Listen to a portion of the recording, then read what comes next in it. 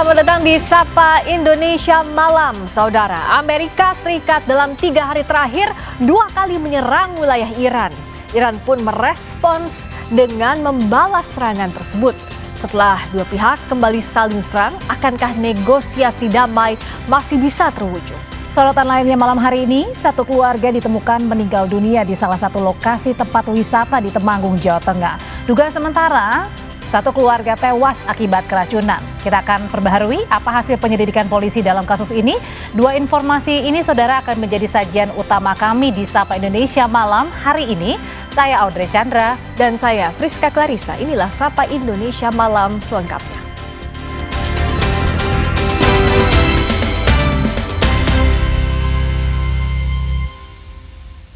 Informasi pertama, seekor kerbau kurban mengamuk dan terlepas saat hendak disembelih di kawasan Lebak, Banten.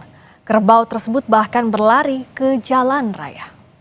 Saya lompat ya. Awas, awas. Cimbai deh.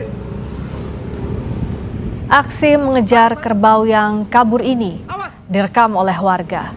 Kerbau kurban bahkan tampak semakin kencang berlari dan sulit untuk ditangkap. Warga yang berada di sepanjang jalan berupaya menyelamatkan diri dan menghindar dari amukan kerbau. Kerbau tersebut akhirnya baru dapat ditangkap setelah masuk ke dalam rumah warga.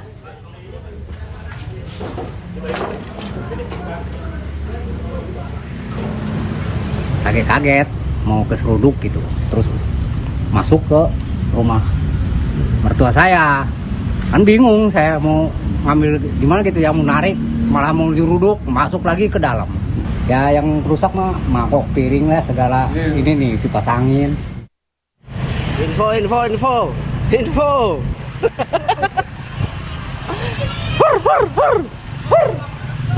Di Bangkalan, Jawa Timur, seekor sapi yang hendak disembelih juga kabur hingga ke Jalan Raya Belega Bangkalan. Lepasnya hewan kurban yang berukuran cukup besar ini pun menjadi sorotan warga sekitar. Sejumlah warga sempat khawatir sapi akan mengamuk dan merusak warung yang berada di pinggir jalan. Berkat kerja sama warga sekitar, sapi akhirnya bisa ditangkap.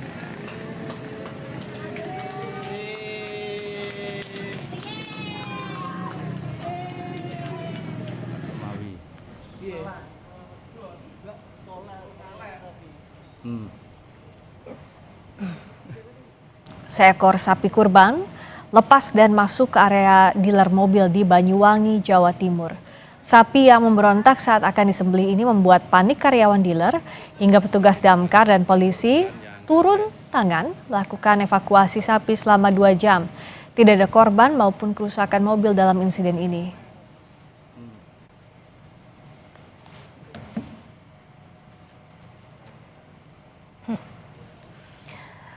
Beralih ke informasi dari Presiden Amerika Serikat Donald Trump menyatakan tidak puas dengan proses kesepakatan damai dengan Iran.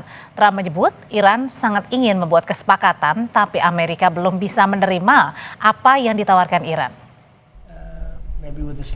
Trump menambahkan Iran saat ini bernegosiasi dengan sisa-sisa kekuatan mereka. Namun Iran juga terus memperbarui kekuatannya mengancam Amerika.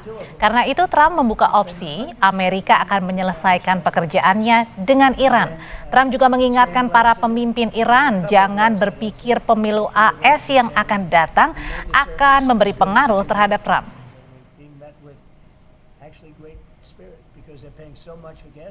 Iran is very much intent. They want very much to make a deal. So far, they haven't gotten there. We're not satisfied with it, but we will be.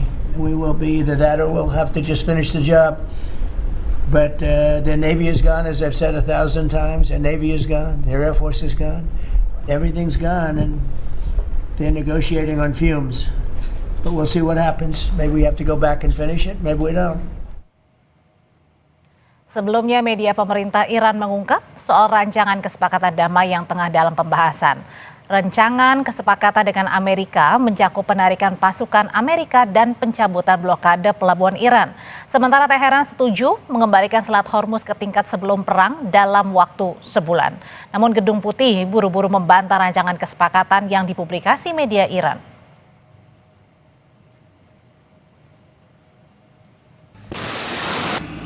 Sementara Menteri Luar Negeri Amerika Marco Rubio menyatakan pihaknya akan memilih jalur diplomasi terkait Iran.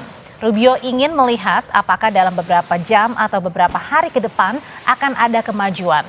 Rubio tegaskan poin penting dari Amerika adalah bahwa Iran tidak akan pernah memiliki senjata nuklir selama Donald Trump menjabat sebagai presiden.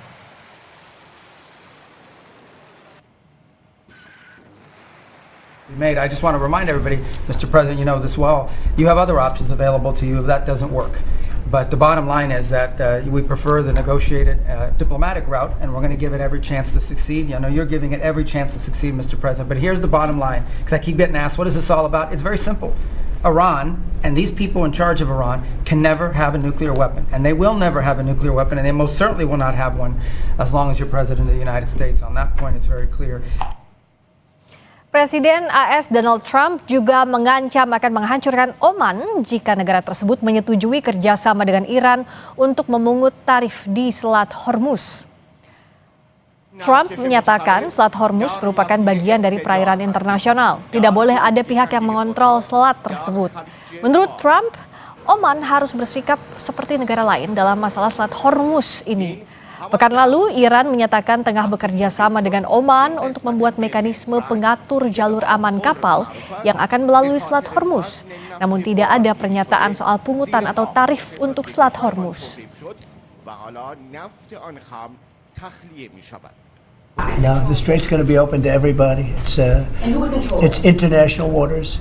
Nobody's going to control it. We're going to watch over it. We'll watch over it, but nobody's going to control it. That's part of the negotiation that we have. They would like to control it. Nobody's going to control it. It's international waters, and Oman will behave just like everybody else, so we'll have to blow them up.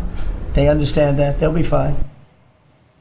Sebelumnya, Presiden Amerika Serikat Donald Trump meminta negara-negara Arab seperti Arab Saudi, Qatar, Mesir, Turki, dan Pakistan untuk menandatangani kesepakatan Abraham atau Abraham Accord.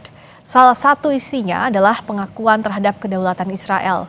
Trump mengisyaratkan kesepakatan dengan Iran mungkin bergantung pada kesediaan negara-negara tersebut bergabung dalam perjanjian Abraham atau Abraham Accord bersama Israel.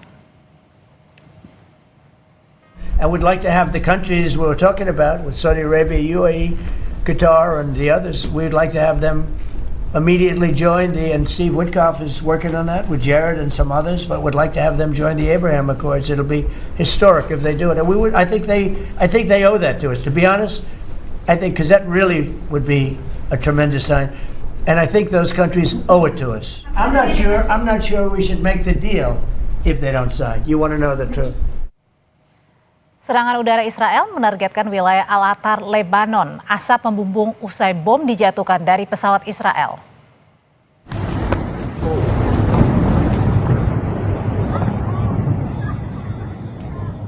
Media Yordania Roya News melaporkan rekaman video serangan saat ledakan besar disusul asap dan api membumbung tinggi. Asap pekat terlihat dari kejauhan. Kerusakan terjadi akibat serangan udara Israel. Sejumlah bangunan dan kendaraan yang berada di lokasi yang ditargetkan hancur. Puing-puing pun berserakan di jalan usai ledakan terjadi.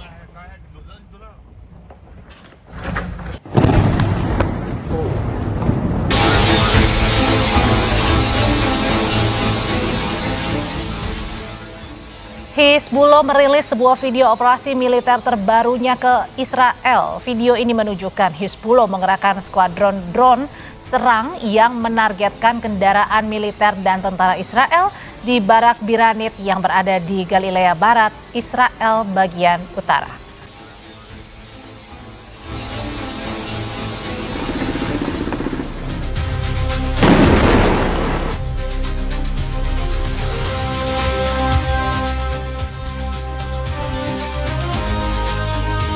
امبارح كان في اشتباكات قائمة طبعا هيدا الطريق حاول تعدل على الجبل وهيهات يا مقتل هيهات بدنا السلم. Amerika Serikat dan Iran saling serang dalam 3 hari terakhir. Akankah perdamaian gagal terwujud?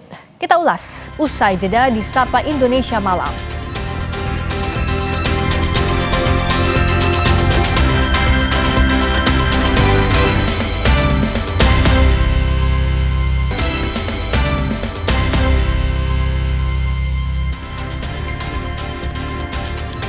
Kembali di Sapa Indonesia Malam bersama saya Friska Clarissa. Militer Amerika Serikat kembali lancarkan serangan baru ke Iran.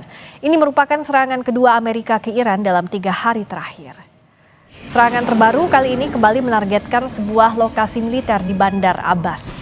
Komando Pusat Militer Amerika atau CENTCOM menyatakan pihaknya menembak jatuh 4 drone serang Iran yang dianggap menimbulkan ancaman di sekitar Selat Hormuz. Serangan Amerika ini dilakukan di tengah gencatan senjata antara Amerika dan Iran serta negosiasi untuk mengakhiri perang yang belum juga menemui kata sepakat.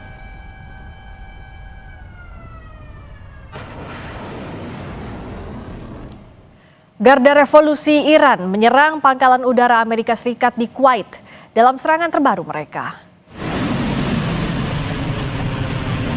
Serangan ini sebagai balasan atas serangan AS di wilayah Iran. Sementara militer Kuwait membenarkan telah menghadapi serangan rudal dan drone dari Iran. Salah satu jejak rudal balistik Iran terlihat di Khuzestan sebelum terdeteksi menyerang pangkalan udara AS di Kuwait.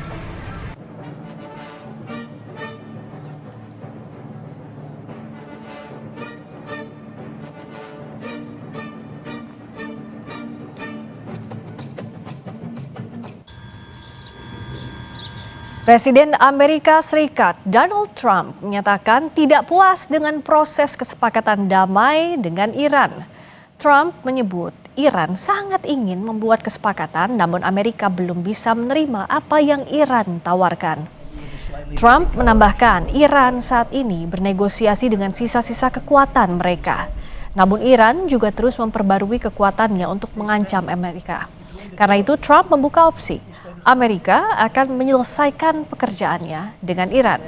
Trump juga mengingatkan para pemimpin Iran jangan berpikir pemilu AS yang akan datang akan memberi pengaruh terhadap Trump.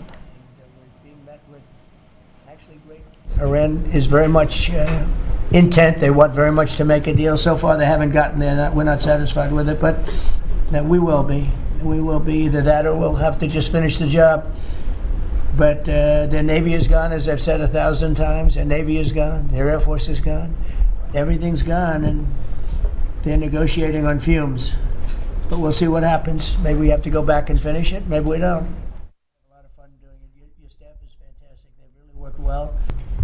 And they spent, between the two of them, they spent hundreds of millions of dollars trying to fix this thing. Allahu Akbar, Allahu Akbar, Allahu Akbar,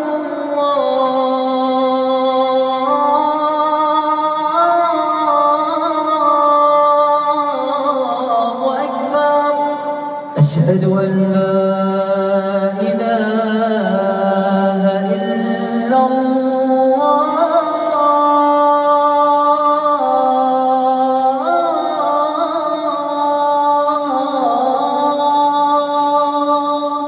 أشهد أن لا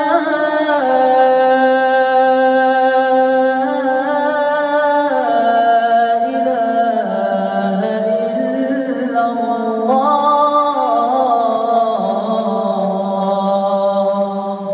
أشهد أن محمدا رسول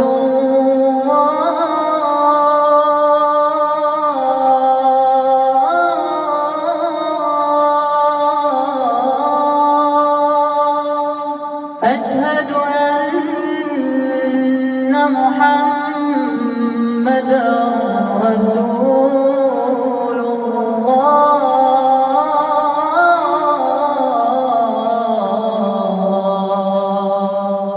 حي على الصلاة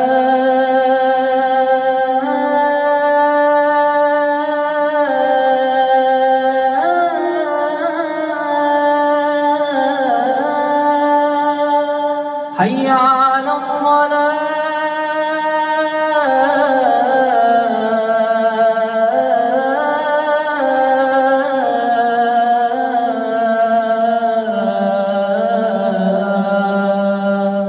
حي على الفلاح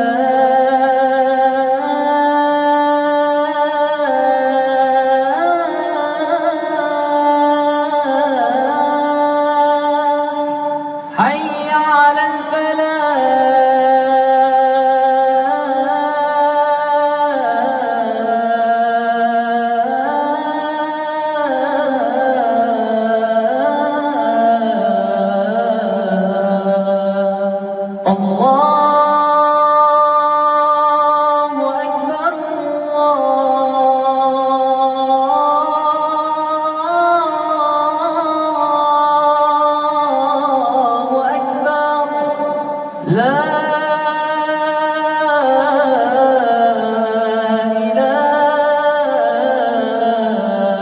إلا الله.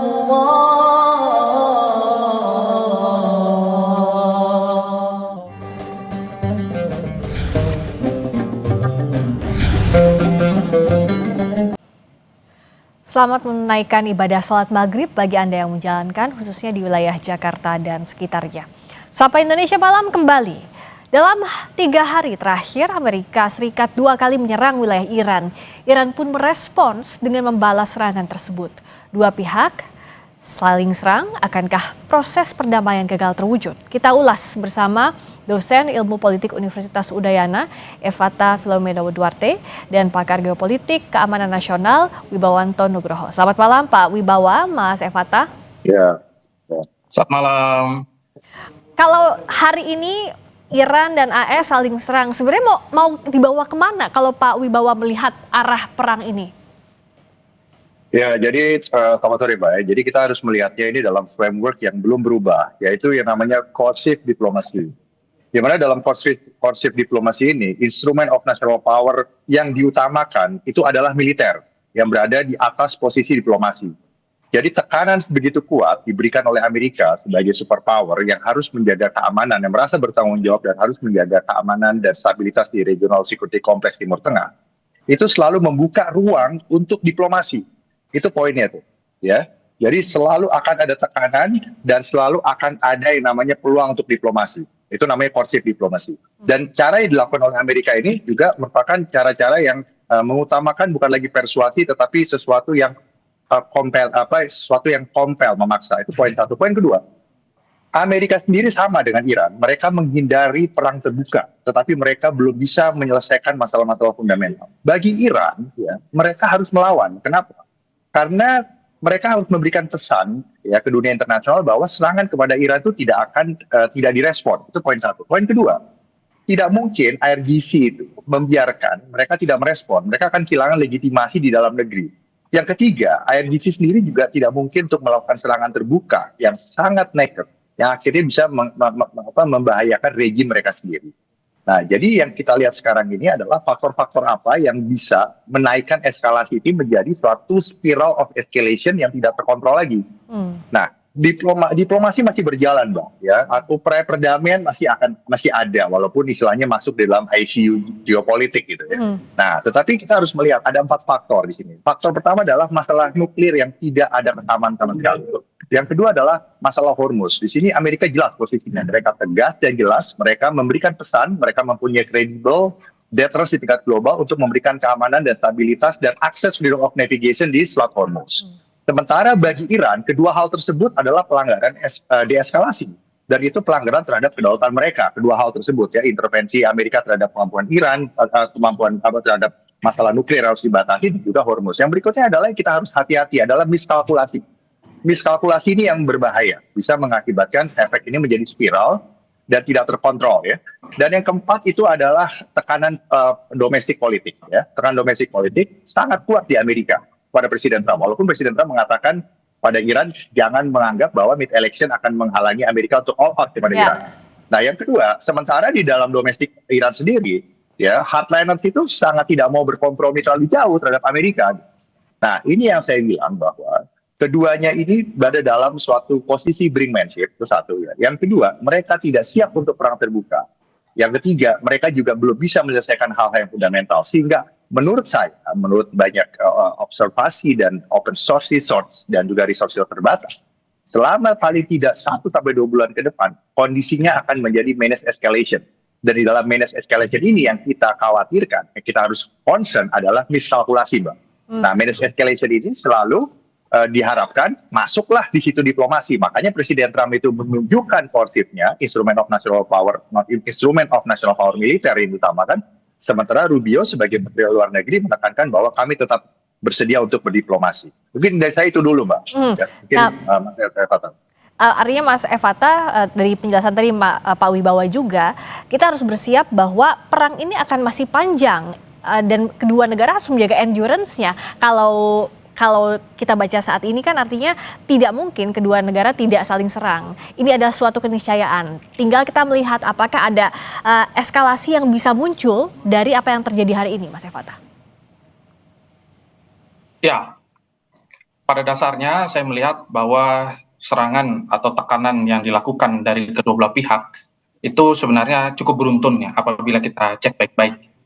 Ketika serangan yang dilakukan memang menargetkan kepada pangkalan yang berisi pusat intelijen dan juga pusat koordinasi yang selama ini berada di Kuwait yang dihantam oleh Iran, ini adalah tanda sebenarnya bahwa ini adalah serangan balasan terkait dengan Bandar Abbas kemarin. Nah maka dalam posisi kali ini, Iran justru menunjukkan bahwa mereka tidak benar-benar buta. Dan mereka tahu bahwa kami bisa menyerang siapapun, dan kapanpun, dan dimanapun. Nah ini dia. Dan kita melihat bahwa sebenarnya Iran juga menggunakan salah satu rudal ya, salah satu rudal Fatehnya ya, dan juga ada satu rudal yang lainnya, dan juga mereka mencoba semaksimal mungkin untuk menunjukkan bahwa kami masih mampu untuk melawan. Dan dalam kondisi yang sangat pelik seperti ini, posisi dari Iran itu akhirnya membuktikan bahwa mereka sebenarnya bukan hanya siap, tetapi mereka tahu bahwa yang mereka lakukan ke depan adalah memecah aliansi strategis dari Amerika.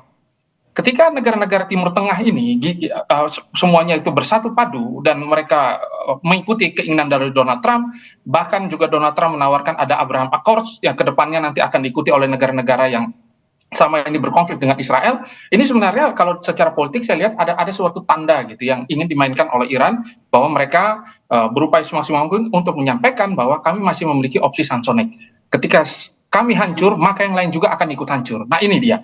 Maka sebenarnya posisi-posisi daya tawar yang ditawarkan oleh Iran dalam diplomasi kali ini ya tidak jauh-jauh dengan apa yang sudah ditawarkan sebelum-sebelumnya. Tetapi kunci-kuncian yang terjadi kali ini itu membuktikan bahwa memang solusi diplomasi masih belum merupakan jalan terbaik dari kedua belah pihak. Mungkin saja ke depannya, dan bisa kita pastikan, pasti akan ada serangan-serangan yang mungkin jauh lebih besar. Karena Amerika tidak mau pulang dengan keadaan malu, begitu juga Iran, mereka mengatakan bahwa ini adalah perang suci yang harus dimenangkan. Dan eskalasi ini sampai ke kawasan, itu sangat mungkin terjadi dengan lebih luas lagi ya Pak Wibawa? Ya, jadi gini Mbak, ya jadi dari perspektif Washington ya, itu mereka harus memastikan bahwa regional security complex structure yang ada di Timur Tengah ini, kalaupun harus direvisinya itu bukan dengan cara yang mempermalukan Amerika, satu, yang kedua dengan mengikuti semua apa yang dimaui oleh Iran, yang ketiga dengan menimbulkan konflik yang berkepanjangan. Sebenarnya itu maunya, ya. Sementara dari Israel itu mereka meminta jaminan keamanan, ya, yang hampir dikatakan 99,9%. Dari mana? Jangan sampai ada yang namanya serangan-serangan tidak langsung dari proksi-proksi Iran dan juga dari Israel, apalagi dari nuklir. Ya. Yang ketiga, kalau dari Iran, sebenarnya diharapkan Iran itu adalah penghormatan terhadap hak strategisnya. Selain tadi Mas Fatah sudah jelaskan, ada satu keyakinan ideologis bahwa mereka harus berjuang. Di mana dari perspektif lain, dari Iran sendiri juga mereka suatu bangsa yang walaupun rejimnya itu susah untuk kompatibel dengan stakeholder lain di Timur Tengah, mereka adalah rasional. Di mana mereka harus melakukan perlawanan demi menjaga kehormatan bangsanya tuh. Dan yang berikutnya adalah mereka juga tidak mau melakukan diplomasi di bawah kelemahan atau di dalam posisi dipermalukan. Jadi mereka itu mau satu step mundur, mereka mendapatkan relief dari sanksi. Satu step mundur, mereka dapat yang namanya kompensasi untuk pengayaan uranium. Dan itu tidak dimaui oleh Presiden Trump. Presiden Trump mau mereka mundur 10 langkah, baru Amerika memberikan apa yang diminta oleh Iran. Jadi memang ini deadlock. Dan mengenai pelebaran konflik ini sangat mungkin. Kenapa? Karena di dalam perang itu ada yang namanya fog of war, ada yang namanya perhitungan-perhitungan konsekuensial. Perang, baik itu perang yang sifatnya limited, perang regional, bahkan perang dunia, Mbak, itu sering terjadi bukan karena suatu rencana, kontingensi sudah disiapkan, tetapi karena miskalkulasi dan persepsi dari pengambil kebijakan yang saat itu berkuasa untuk memutuskan dan menilai keadaan apa yang terjadi gitu, dan respon apa harus diberikan. Nah, jadi ya sekarang harus kita perhitungkan. Yang pertama ya, nuklir itu sudah tidak mungkin ada deal. Ya. Yang kedua, sangat tidak mungkin dalam waktu dekat. Yang kedua adalah siapa yang mengamankan Hormuz. Nah, Amerika prioritasnya adalah mereka harus mengamankan semua aliansi di situ. Yang kedua, memberikan keamanan kepada pangkalan mereka. Yang ketiga, mereka mendapatkan jaminan freedom of navigation. Nah, itu Iran juga tidak terima begitu saja. Yang ketiga adalah miskalkulasi. Dan yang keempat adalah tekanan-tekanan di dalam domestik politik ya. Ya, jadi kita harus melihat 4 faktor ini yang mungkin yang pasti 99% confidence level akan mempengaruhi apa yang akan terjadi 30 hari ke depan. Nah, mengenai pelebaran konflik itu sangat mungkin terjadi, Mbak. Ya, kalau ini terjadi miskalkulasi poinnya. Walaupun semua pihak, Mbak, percaya sama saya, di Pentagon, di Teheran, dan juga di Tel Aviv, mereka berusaha menjaga ini menjadi manage escalation. Jadi masalahnya adalah, pertanyaannya adalah, sanggup nggak mereka memastikan bahwa ini tidak menjadi spiral dari suatu keadaan yang tidak terkontrol? Itu aja. Ya.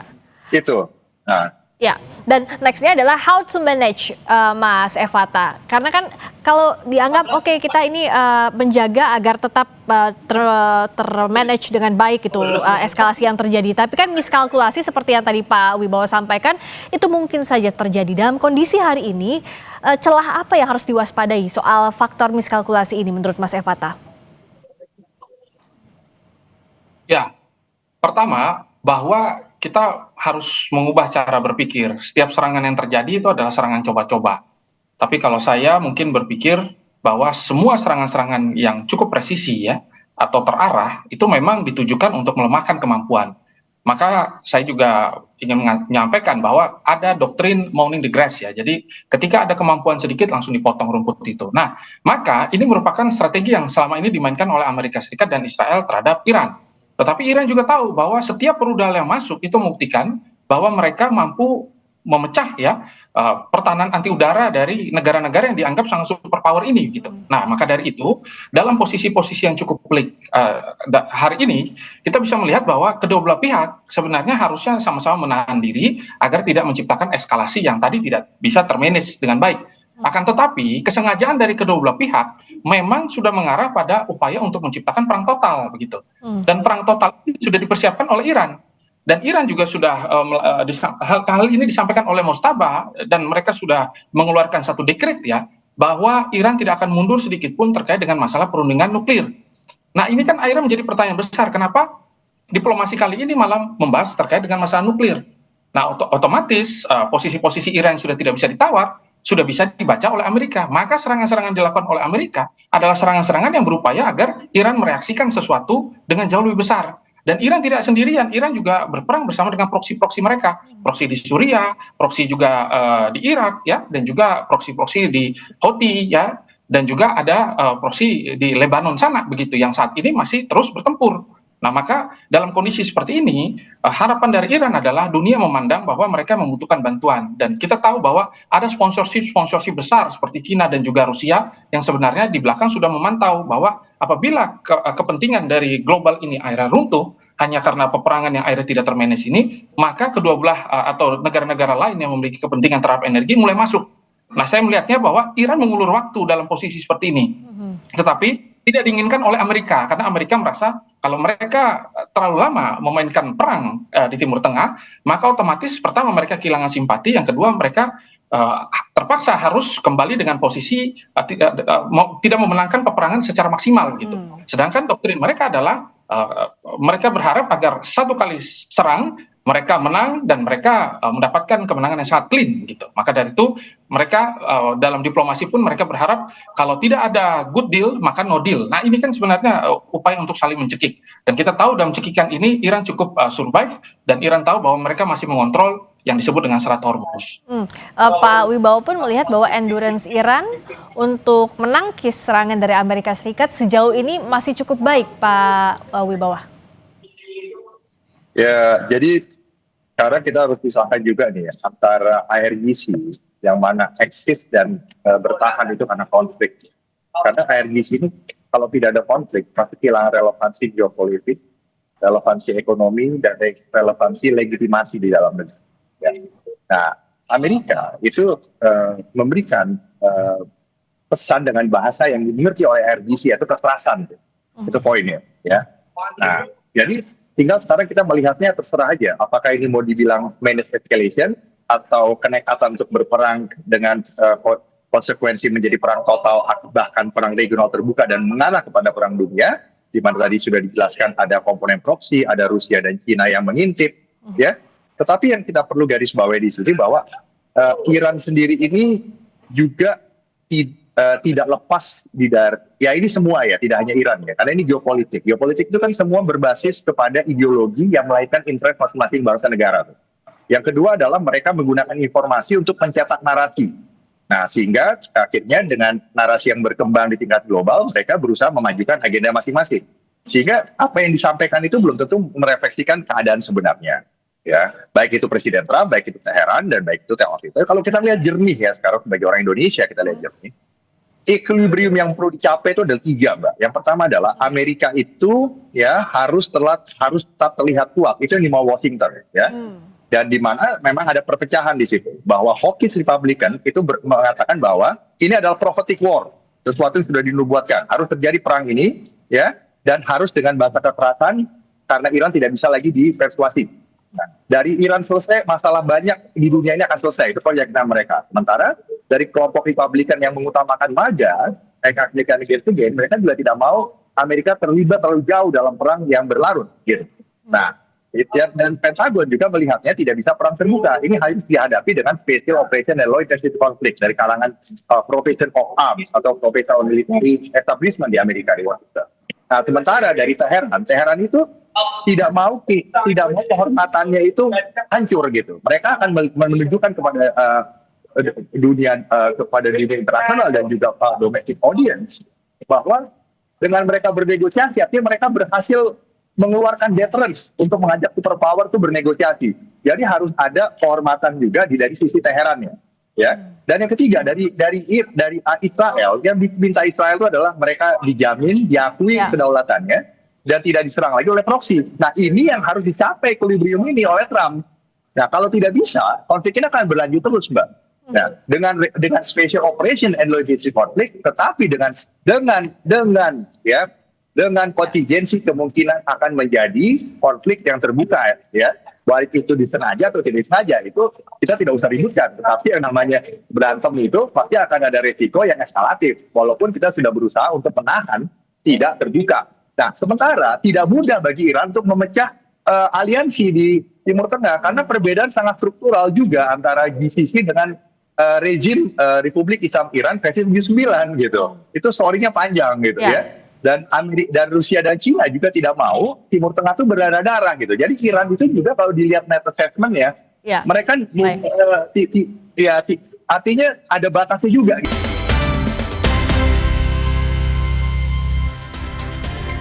Masih di Sapa Indonesia Malam bersama saya Friska Clarissa. Presiden Amerika Serikat Donald Trump mengancam akan menghancurkan Oman jika negara tersebut menyetujui kerjasama dengan Iran untuk memungut tarif di Selat Hormuz. Trump menyatakan Selat Hormuz merupakan bagian dari perairan internasional. Tidak boleh ada pihak yang mengontrol selat tersebut. Menurut Trump, Oman harus bersikap seperti negara lain dalam masalah Selat Hormuz ini. Pekan lalu, Iran menyatakan tengah bekerja sama dengan Oman untuk membuat mekanisme pengatur jalur aman kapal yang akan melalui Selat Hormuz. Namun tidak ada pernyataan soal pungutan atau tarif untuk Selat Hormuz. The strait's going to be open to everybody. It's international waters. Nobody's going to control it. We're going to watch over it. We'll watch over it, but nobody's going to control it. That's part of the negotiation that we have. They would like to control it. Nobody's going to control it. It's international waters, and Oman will behave just like everybody else, so we'll have to blow them up. They understand that. They'll be fine. Masih bersama kami dosen ilmu politik Universitas Udayana Evata Filomeno Duarte dan pakar geopolitik Keamanan Nasional Wibawanto Nugroho. Kita lanjutkan lagi.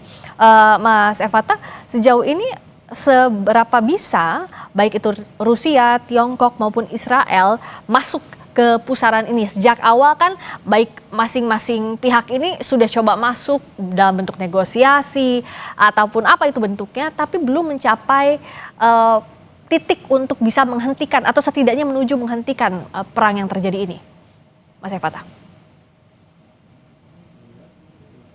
Masih di mute, Mas? Minta tolong unmute. Pertama, dalam posisi kali ini, ketika kita hitung ya secara diplomasi dan juga ketika kita lihat secara aliansi, posisi Iran memang tampaknya makin sulit. Mengingat bahwa hasil dari pertemuan Donald Trump bersama dengan Xi Jinping kemarin malah menyepakati bahwa Iran tidak boleh memiliki nuklir, ya, dan berserta dengan pengayaannya juga. Nah, begitu juga ketika hal ini dalam beberapa laporan-laporan khusus kita lihat bahwa sebenarnya Moskow juga tidak berharap nanti ke depannya kontrol terhadap Selat Hormuz ini ada di tangan dari Iran itu sendiri. Akan tetapi kalau secara backbone ya, kedua belah pihak itu sebenarnya saling mensupport satu dengan yang lainnya selain dari sisi intelijen juga dalam persenjataan dan juga teknologi. Ada beberapa catatan-catatan di mana banyak sekali ilmuwan-ilmuwan nuklir Rusia itu sebenarnya masih berada di Iran ya untuk mengembangkan hal tersebut. Nah, begitu juga ada banyak jalur baru yang sudah disiapkan Iran terkait dengan masalah ekonomi melalui darat yang juga disupport oleh Cina karena Cina sangat bergantung dengan energi yang dipasok oleh Iran itu sendiri. Nah, maka dalam posisi teknis seperti ini sebenarnya sudah ada keinginan dari negara-negara Timur Tengah ya yang merasa bahwa tampaknya perang ini harus segera selesai dan salah satu yang terlihat itu adalah Oman ya yang tetap memposisikan diri secara netral. Oman merasa bahwa ke depan kalau tidak ada posisi yang netral atau upaya untuk mengontrol ya Selat Hormuz dan juga kepentingan-kepentingan strategis semua pihak itu berada pada posisi yang berada pada titik tengah equilibrium, maka akan kesulitan ke depannya. Karena sebenarnya yang diharapkan oleh Iran adalah penghargaan terhadap hak-hak mereka dan ada beberapa langkah-langkah yang sudah disampaikan oleh Kementerian Luar Negeri gitu dari Iran. Tetapi hal ini tidak pernah disepakati oleh Amerika Serikat yang merasa bahwa standing point yang terus berubah-ubah menandakan bahwa sebenarnya Amerika memang tidak serius untuk berdiplomasi. Amerika sangat serius untuk melakukan serangan-serangan yang lebih terukur dan juga terprediksi ke depannya begitu. Dan mereka merasa bahwa mereka harus menang total dalam peperangan kali ini. Maka ketika kita melihat dalam situasi yang cukup pelik ya, negara-negara yang memiliki kepentingan inilah yang diminta oleh Iran ya terkait dengan masalah energi untuk mulai bersuara. Tetapi siapa yang mau berani bersuara dalam kondisi seperti ini? Tidak ada. Maka Iran malah menyiapkan opsi untuk melakukan perang total gitu. Kalau memang dalam posisi-posisi yang sangat sulit ke depan, maka satu-satunya cara adalah memberikan pembalasan begitu. Dan ini adalah sesuatu yang tidak bisa mereka hindari begitu karena ini satu-satunya langkah yang bisa mereka ambil. Nah, Amerika merasa bahwa kali ini diplomasi itu sudah cukup untuk mengganggu stabilitas dari Iran begitu. Mengingat bahwa dalam kondisi yang cukup pelik tiba-tiba Donald Trump menawarkan hal-hal yang tidak begitu. Abraham Accord ya terhadap Israel dan lain sebagainya. Nah, ini kan sebenarnya tanda bahwa keinginan dari Amerika adalah untuk mengacaukan posisi daya tawar dari Iran dan kita tahu bahwa diplomasi jenis apapun tidak akan dimenangkan oleh Iran sama sekali.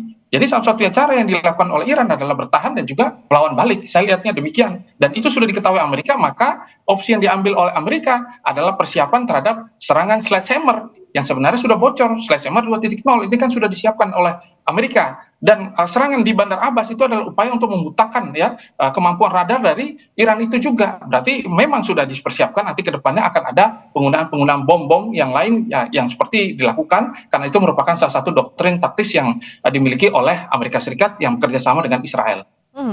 Ketidakseriusan Amerika Serikat ini apakah ya tadi menyambung bahwa yang diharapkan Amerika Serikat adalah sledgehammer di depan. Tidak hanya soal nuklir tadi, tidak hanya soal Hormuz, bahkan Abraham Accord juga itu diajukan oleh Amerika Serikat yang mana itu tidak mungkin diwujudkan sebenarnya kalau kita lihat poin-poin Abraham Accord itu, Pak Wibawa.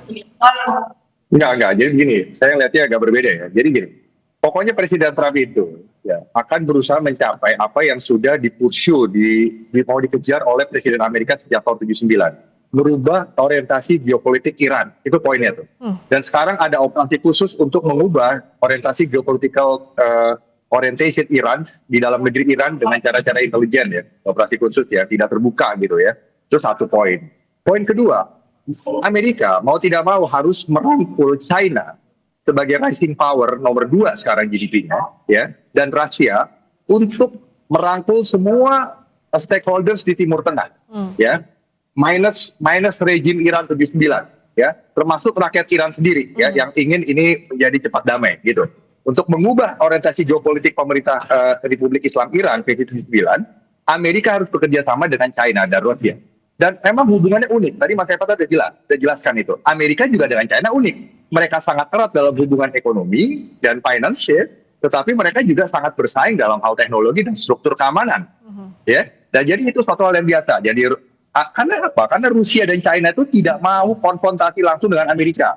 Mereka tidak mau Iran juga punya kemampuan nuklir, senjata nuklir. Mereka hanya mau Iran itu mempunyai kemampuan yang diambang batas, cukup mengganggu konsentrasi Amerika, itu poinnya. untuk menjadi balancing power kepada Amerika di Timur Tengah. Itu bagus, itu perlu juga dalam teori ilmu sosial ya, itu perlu namanya balance of power ya. Tapi mereka juga tidak mendukung Iran ya untuk berperang terbuka. Karena Cina ini juga tidak mau perang sampai sentennial kedua, yaitu 2049 ya, 100 tahun Republik Rakyat Cina.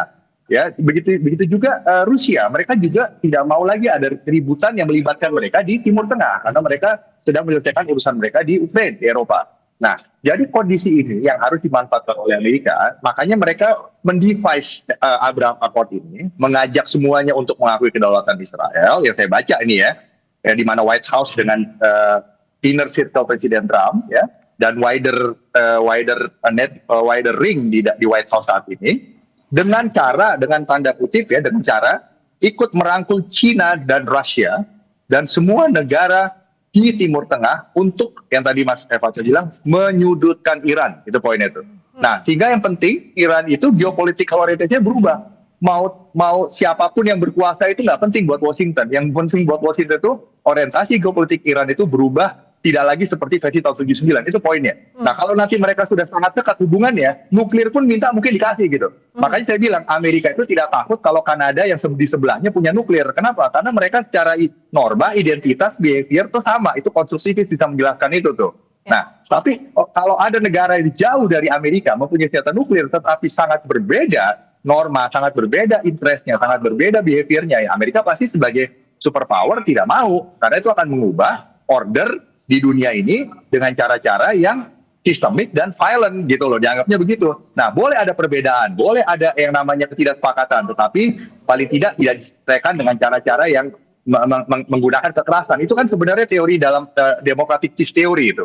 Jadi boleh kita ada perbedaan, tetapi tidak harus berperang menyelesaikannya. Itu yang dimaksud. Jadi Timur Tengah pun nanti ada Israel, Yahudi, ada negara-negara Islam Sunni, GCC, ada keterlibatan Rusia dan China, boleh aja berbeda. Ada Amerika, boleh aja ada Iran yang versi baru, tapi tidak harus berantem, tidak harus saling mengancam atau menyerang dengan misal. Itu maksudnya gitu loh. Dan ini belum terwujud. Nah, Trump itu berusaha ngebut untuk mencapai itu di tahun 2028, Mbak, gitu, Mas Evata gitu. Dan ini memang equilibrium harus dicapai di dalam waktu 2 tahun ke depan oleh Presiden Trump, dan ambisinya memang ke sana gitu.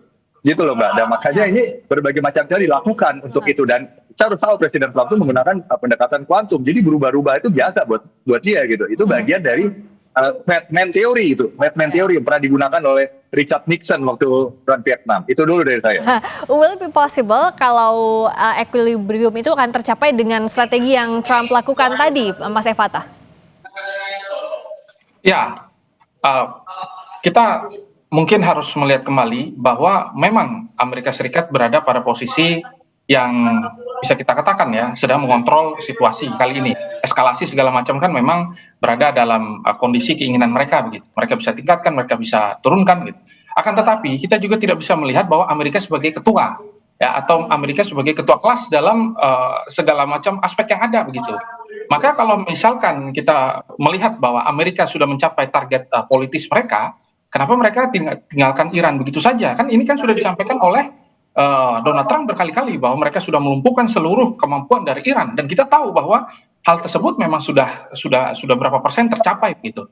Tetapi yang lebih jauh ternyata Amerika Serikat ini sengaja menciptakan perang untuk mengacaukan struktur ekonomi dunia yang sama ini berada pada posisi yang cukup merugikan Amerika Serikat. Nah, maka dari itu doktrin yang digunakan dengan stretching yang mereka lakukan ya, mengontrol berapa selat-selat ya, mereka berupaya semaksimal mungkin untuk mengalahkan negara yang di belakang Iran. Ini adalah perang sesungguhnya yang diharapkan oleh Amerika Serikat. Akan tetapi ketika kita balik lagi ke Timur Tengah, apakah Timur Tengah dan negara-negara sekitar itu percaya bahwa kondisi hari ini hanya bisa diselesaikan dengan kita mengikuti kehendak dari Amerika Serikat? Tentu ini menjadi tanya-tanya besar begitu, karena Amerika Serikat juga tidak menunjukkan satu etiket bahwa kita harus menyelesaikan ini secara bertahap.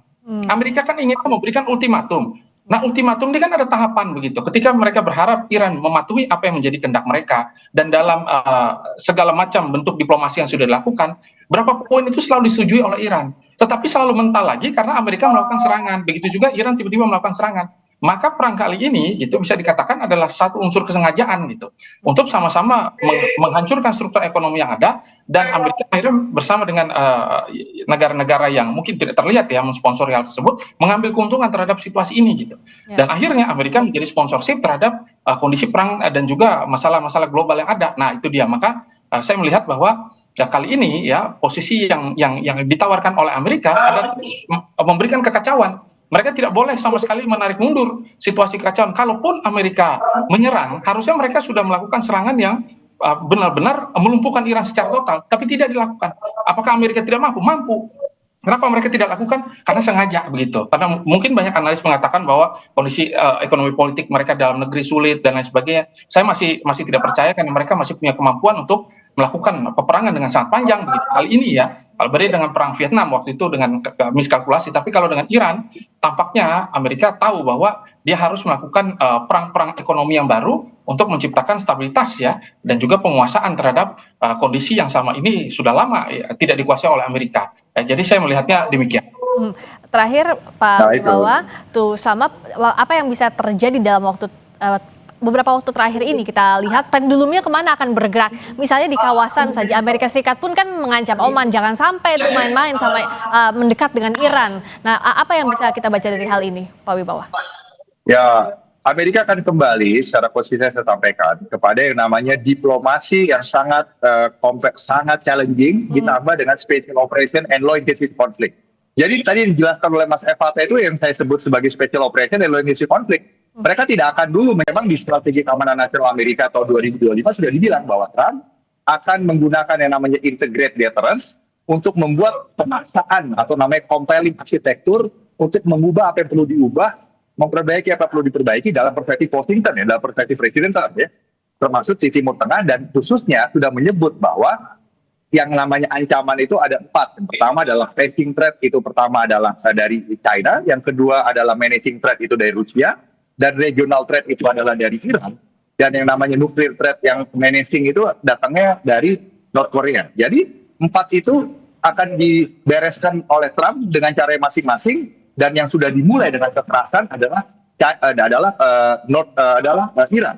Dan ini yang tadi membuat Amerika tidak bisa keluar begitu saja, karena mereka juga tidak mau kehilangan kredibilitas deterrence tingkat global. Itu beban mereka juga. Nah, ini menjadi perdebatan juga di Washington, karena perdebatan di Washington itu masih berjalan. Saya tahu persis itu sekarang. Makanya sekarang Trump itu buying time dengan melakukan special operation and low intensity conflict. Dia tidak mau all out dulu sekarang. Itu poinnya, Mbak. Dan dalam waktu dekat dipastikan tidak ada yang mau keluar dari gelanggang terlebih dahulu ya. Tidak. Baik, terima kasih atas perspektifnya pada malam hari ini, Pak Wibawanto Nugroho, pakar geopolitik dan keamanan nasional. Terima kasih juga Mas Evata Filomeno Duarte, dosen ilmu politik Universitas Udayana. Selamat malam. Terima kasih. Selamat malam, Bapak.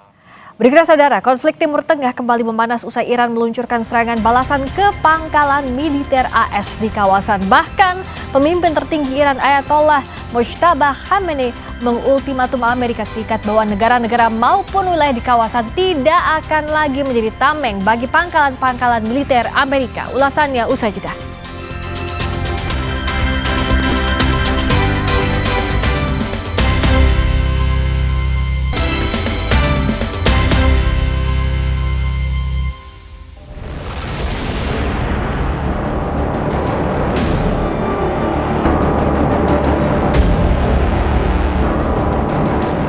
Iran berani menantang karena posisi mereka lagi tidak lemah. Mereka sudah membuktikan bahwa pangkalan Amerika Serikat bisa kami hancurkan. Kami yang dianggap kecil kan bisa menghancurkan sebagian besar. Karena sejak awal kita selalu menduga adanya ruang bahwa perundingan ini akan gagal, terutama ketika MOU ini ditandatangani. Sebenarnya kan kita tahu bahwa ada satu spoiling aktor yang ada di sana, yaitu adalah Israel.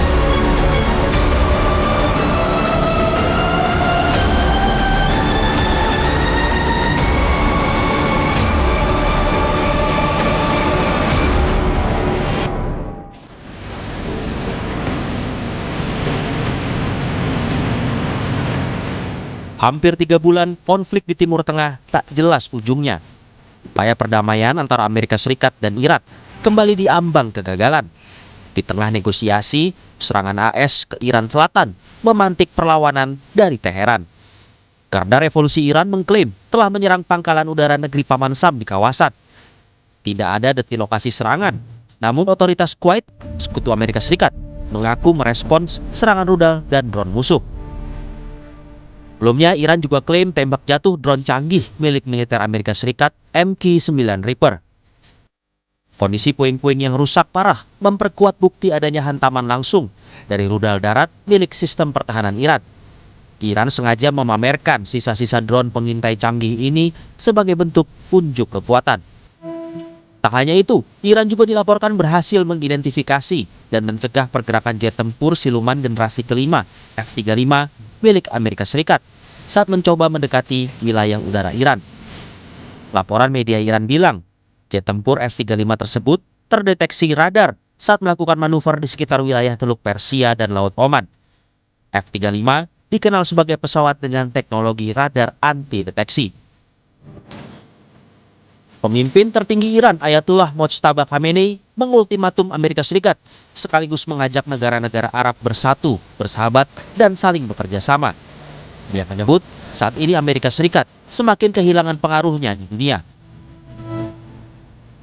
Dalam pernyataan tertulisnya, Mojtaba bilang, negara-negara maupun wilayah di kawasan ini tidak akan lagi menjadi tameng bagi pangkalan-pangkalan militer Amerika. Amerika Serikat sudah tidak lagi memiliki titik aman di kawasan ini untuk melakukan agresi maupun membangun pangkalan militer. Pengamat militer Anton Ali Abbas menilai, Mojtaba mengangkat isu ini karena sadar pangkalan militer AS di kawasan adalah akar ancaman yang besar dan sangat dekat. Dan Iran ingin membawanya ke perundingan untuk mengubah peta kekuatan di kawasan. Jadi ketika kita bicara tentang ancaman, gitu, Iran tuh melihat bahwa akar ancaman dari kepada mereka dari Amerika Serikat ya adalah kehadiran pasukan Amerika Serikat di kawasan, gitu. Jadi mereka melihat bahwa ini adalah seakan-akan pangkalan-pangkalan militer yang ada di kawasan itu mengepung Iran. Itu ya, ketika Iran gitu Mojtaba mengeluarkan ini, itu bukan pada posisi mereka lagi lemah, gitu ya. Jadi justru mereka tahu bahwa kemampuan mereka untuk menghancurkan sebagian besar dari pangkalan itu terbukti. Jadi posisi mereka justru itu mereka lagi sedang ada di atas angin. Kenapa? Saya terbukti bisa menghancurkan kehadiran mereka. Karena itulah kemudian kenapa Mojtaba ingin mengangkat itu ke meja perundingan, karena ingin mengubah keseimbangan kekuatan di kawasan, gitu ya, yang tadinya memang dinaungi oleh Amerika Serikat dan ini kemudian mau diimbangi oleh Iran. Makanya Iran kemudian berani menantang. Kenapa? Posisi mereka lagi tidak lemah.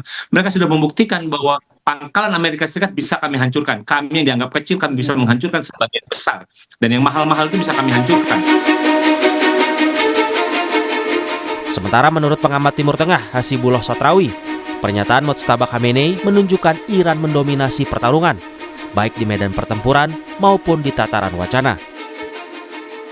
Dan saya melihat dominasi Iran ini makin ke sini, saya menandai lagi di tanggal 1 Mei, saya anggap sebagai fase ke-6, di mana pada saat itu Trump kembali mendapatkan kayak semacam energi berkaitan dengan kebijakannya karena dia menafsirkan sendiri tentang batasan 60 hari dan dianggapnya dengan genjatan senjata 7 April itu dianggap 60 hari tidak terpenuhi, sehingga memang ada perubahan dari sisi energi politiknya, kebijakannya luar negeri Amerika. Tapi saya melihat dari sisi Iran itu dia stabil, dia terus meningkat, psikologinya makin sempurna dalam kondisi kemenangan, dan saya melihat apa yang disampaikan oleh Mojtaba itu bagian daripada bukti-bukti bahwa mereka berada di dalam psikologi kemenangan tadi, sehingga kondisinya memang berbalik hampir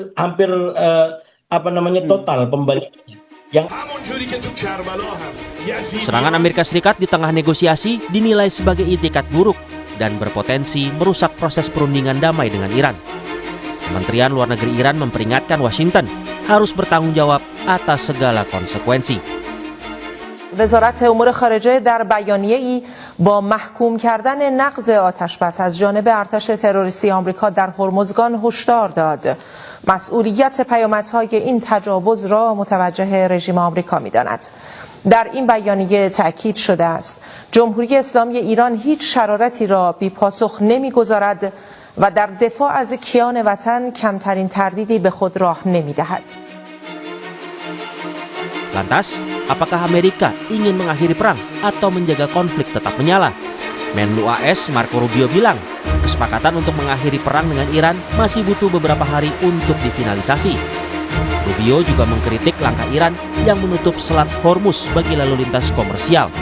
Menurutnya, tindakan tersebut melanggar hukum internasional dan tidak dapat diterima. The president expressed his desire to make it. He's either going to make a good deal or no deal. So, on that, everyone should be assured. But that may take a little while. Maybe a few more days. Well, the straits have to be open. They're going to be open one way or the other. So they need to be open. What's happening there is unlawful. It's illegal. It's unsustainable for the world. It's unacceptable. Namun menurut juru bicara Kementerian Luar Negeri Iran, Ismail Baqei, belum ada kesepakatan yang akan segera tercapai dengan AS. Pembicaraan saat ini berfokus pada mengakhiri perang. Sementara mengenai krisis di Selat Hormuz, Baqei membantah adanya pungutan biaya dan menegaskan tidak akan membahas rinciannya dalam perjanjian dengan AS. ما عوارض نمیگیریم. There is no toll. به نظرم باید در استخدام کلمات دقت کرد. ما به دنبال اخذ عوارض نیستیم. در رابطه با تنگه هرمز ما در این توافق بحثی در مورد جزئیات نداریم. این که به چه شیوهی تنگه هرمز مدیریت بشه این بحثی است که مربوط میشه به دولت‌های ساحلی تنگه و البته ما با بسیاری از کشورهای دیگه به جهات ذی‌ربط هم در ارتباط هستیم برای اطمینان از ایجاد سازوکاری که هم ایمنی و امنیت تردد در تنگه هرمز رو تضمین بکنه و هم به بهترین وجه مصالح و منافع جامعه جهانی رو تأمین بکنه. Kini kelanjutan negosiasi damai jadi pertanyaan usai Iran dan AS saling serang. Menurut pengamat keamanan global, baik Iran dan Amerika berupaya menaikkan posisi tawar di meja perundingan. Terlebih, sekutu Amerika Serikat, Israel, tak menginginkan perang berakhir. Ini sebenarnya perkembangan yang sebenarnya cukup mengkhawatirkan, tetapi tidak mengejutkan, karena sejak awal kita selalu menduga adanya ruang bahwa perundingan ini akan gagal, terutama ketika MOU ini ditandatangani. Sebenarnya kan kita tahu bahwa ada satu spoiling aktor yang ada di sana, yaitu adalah Israel. Pertama kita melihat bahwa memang hubungan di antara Donald Trump dan Netanyahu kemarin sempat renggang sebentar karena permasalahan perbedaan persepsi terkait perang ini. Ketika Amerika Serikat dia berusaha untuk kemudian mencari jalan keluar dengan memilih salah satu tujuan strategis yang kira-kira bisa dicapai, ya, lalu sambil berusaha untuk kemudian menyenangkan pemilih dalam negerinya, Israel ini ternyata masih terus ingin melanjutkan peperangan. Nah, sekarang kan kita lihat bahwa kedua negara ini kembali terjebak di dalam lingkaran eskalasi, di mana keduanya ini sama-sama tidak mau mengalah nih. Karena ketika salah satu merasa bahwa mereka bisa nih mengurangi misalnya tensi yang ada di kawasan, maka kemudian hal tersebut akan dimanfaatkan, baik itu untuk Amerika Serikat ataupun untuk Iran, ya, untuk bisa mendapatkan posisi tawar yang lebih di dalam meja perundingan. Dan di awal pekan, Amerika Serikat melancarkan serangan baru ke Iran Selatan, mengincar situs peluncuran rudal dan kapal-kapal yang diduga mencoba memasang ranjau. Komando Pusat Amerika Serikat menyebut serangan ini sebagai bentuk pertahanan diri untuk melindungi pasukan AS dari ancaman tentara Iran. Amerika Serikat menyebut serangan menargetkan wilayah dekat Bandar Abbas, kota pelabuhan di selatan yang juga menjadi pangkalan Angkatan Laut Iran di Selat Hormuz.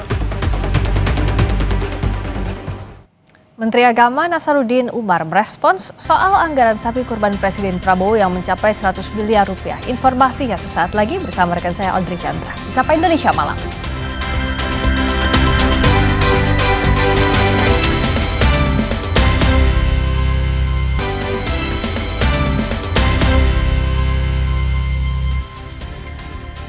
Saudara, Menteri Agama Nasaruddin Umar merespons soal anggaran sapi Presiden Prabowo yang mencapai 100 miliar rupiah lebih untuk 1098 ekor sapi.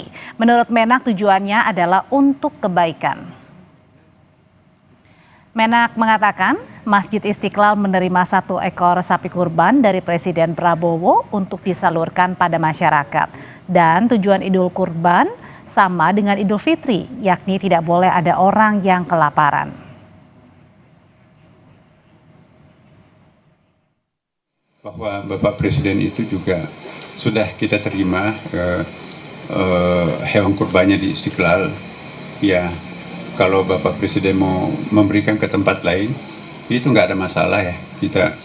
Kita tujuannya Idul Kurban itu sama dengan Idul Fitri. Kata Rasulullah SAW, tidak boleh ada orang yang kelaparan tidak makan pada hari raya Id itu ya. Karena itu zakat fitrah itu bertujuan untuk semua harus kenyang pada hari raya Idul Fitri dengan cara mengkonsumsi karbohidrat ya kan. Nah, untuk Idul Adha ini pasangannya adalah protein hewani. Nah, diharapkan pada hari atau pada bulan-bulan kurban ini tidak ada orang yang tidak bisa mengkonsumsi daging ya. Makanya itu kalau ada orang lain termasuk juga non-muslim ingin melakukan kontribusi bersamaan dengan Idul Adha ini, mungkin mereka sadar bahwa betapa banyak orang yang membutuhkan daging tapi tidak cukup dengan hewan kurban itu. Dipersilahkan non-muslim pun juga, seperti di Istiqlal ini ada sejumlah ekor sapi dan kambing itu dari rekan-rekan kita lembaga-lembaga yang non-muslim, tapi itu kita salurkan seperti hanya zakat seperti hanya kurban. Bantuan 1098 sapi kurban Presiden Prabowo Subianto yang menggunakan APBN ditanggapi oleh Partai Golkar yang merespons bahwa hal tersebut sah dan resmi karena merupakan bantuan kemasyarakatan Presiden. Wakil Ketua Umum Partai Golkar Idrus Marham menanggapi program bantuan sapi kurban merupakan bagian dari bantuan kemasyarakatan Presiden atau Banpres sehingga sah dan punya dasar aturan juga diperuntukkan bagi masyarakat. Mengenai penggunaan nama Presiden Prabowo sebagai pemberi bantuan, kata Idrus, wajar saja karena Presiden sebagai kepala negara dan pembuat keputusan atas kebijakan pemberian bantuan. Apa yang salah di sini misalkan kalau menggunakan APBN dan itu tidak ada larangan, tidak ada yang melanggar untuk membeli sapi dan ini untuk rakyat. Apa yang salah? Dilihat dari sisi syar'i sudah ada juga fatwa Majelis Ulama. Dilihat dari aturan perundang-undangan tidak ada yang dilanggar. Dilihat dari kepentingan rakyat, sekarang rakyat butuh. Nah, kemudian ini juga merupakan implementasi secara konsisten tentang konsep solidaritas sosial, kebersamaan, kegotong royongan, menyatunya pemimpin dengan rakyatnya. Instrumennya apa? Program. Instrumennya apa? Kebijakan. Kebijakan yang real adalah sapi itu. Karena momentum Idul Adha. Tentu juga nanti momentum-momentum lain lagi misalkan. Ketua Komisi 3 DPR menegaskan penggunaan dana APBN untuk pengadaan hewan kurban Presiden Prabowo tidak menyalahi aturan hukum maupun syariah. Ketua Komisi 3 DPR fraksi Partai Gerindra Habibur Rahman menyebut bantuan Presiden sapi kurban merupakan bentuk kehadiran negara dalam menjalankan fungsi sosial pada momentum keagamaan. Politisi Partai Gerindra ini yakin banpres sapi kurban punya payung hukum dan pengelolaannya diarahkan untuk sebesar-besarnya bagi kemakmuran rakyat. Selain itu, Undang-Undang APBN 2026 juga sudah memberikan ruang anggaran bagi banpres melalui Kementerian Sekretariat Negara.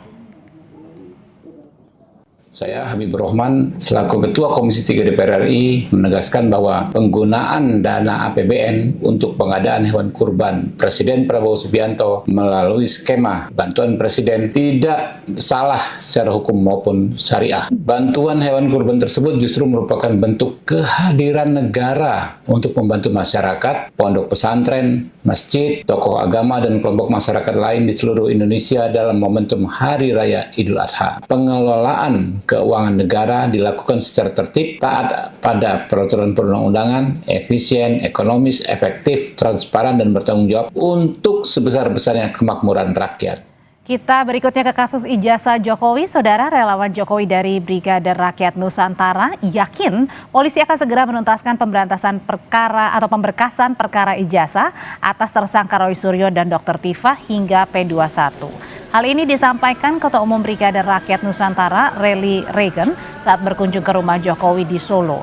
Rally mengaku kasus dugaan fitnah dan pencemaran nama baik Jokowi memang terkesan mengendap di Polda Metro Jaya. Meski begitu, pihaknya masih percaya pada Polri akan mempercepat kelengkapan berkas perkara Roy dan Tifa hingga dinyatakan P21. Oke, terima kasih. mencermati kasus ijazahnya Pak Jokowi yang berlarut-larut terutama yang di Polda Metro ini, kalau dari Bang Dadi sendiri gimana?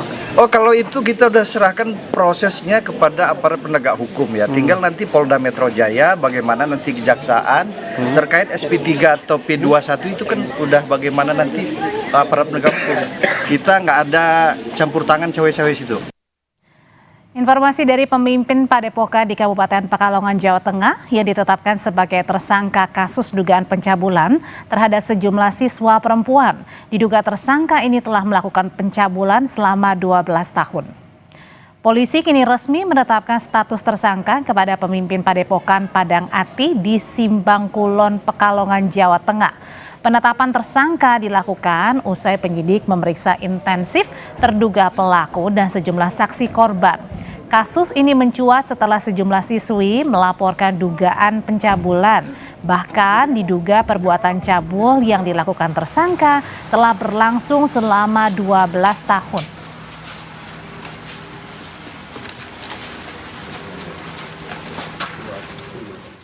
Dan kami telah mendapatkan 2 alat bukti sehingga terduga pelaku mulai jam ini hari ini ditetapkan sebagai tersangka. Untuk proses selanjutnya tentunya yang bersangkutan kami lakukan penahanan, kemudian kami melengkapi administrasi penyidikan dan tentunya untuk sesegera mungkin kami lakukan pemberkasan. Pasca terungkapnya kasus dugaan pencabulan yang terjadi di Padepokan Padang Ati di Pekalongan, Kementerian Agama tegaskan kegiatan pendidikan keagamaan di Padepokan belum berizin dan belum diakui sebagai pondok pesantren. Pihak Kementerian Agama Kabupaten Pekalongan rencananya segera merangkul sekolah-sekolah di sekitar Padepokan untuk menampung para santri agar bisa mengenyam pendidikan formal setingkat SMP atau Sanawiyah dan SMA atau Aliyah.